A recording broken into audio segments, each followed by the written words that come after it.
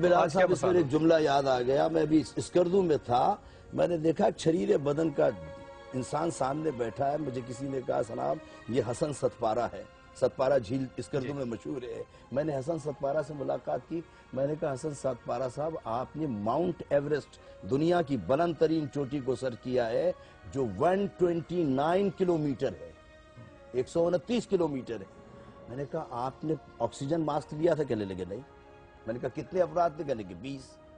کہ اس میں یورپین تھے, انڈین تھے, سری لنکن تھے. آخری مرحلے پہ کہنے لگے ایک انڈین لڑکی اور میں تھا.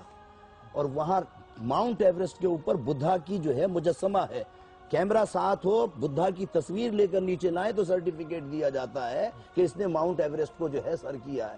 کہنے لگے میرے پاس صرف کیمرہ نہیں تھا اصغر در صاحب, میرے پاس آخری منزل پر جہاں یورپین جو ہے کوہ شکن جو ہے وہ ہٹ گئے تھے, بڑے بڑے لوگ ساتھ چھوڑ گئے تھے, ہم 3 یا 4 افراد تھے. میرے ہاتھ میں عباس کا علم تھا. یہ آج میں میڈیا سے بات عرض کر رہا ہوں کہ حسن ستپارہ نے مجھے کہا اصغر در صاحب میرے پاس عباس کا علم تھا. میں نے کہا, اس سری لنکن لڑکی نے مجھ سے کہا کہ حسن صاحب اس چوٹی کو سر کرنا بڑا مشکل ہے.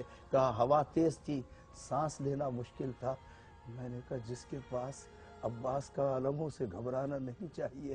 کہ میں یہ علم لے کر آج دنیا کو کہتا ہوں کہ میں دنیا کا پہلا مسلمان ہوں جس نے ماؤنٹ ایوریسٹ کی چوٹی کی آخری منزل پر جو ہے بدھا کے سر پر جا کر جو ہے عباس کے علم کو لہرایا ہے.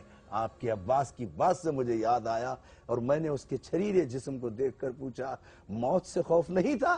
کہا موت کی آنکھوں میں آنکھیں ڈال کر جس کے ہاتھ میں عباس کا علم ہو سے کس کے خوف ہوتا ہے. اور یہ بہت ضروری ہے.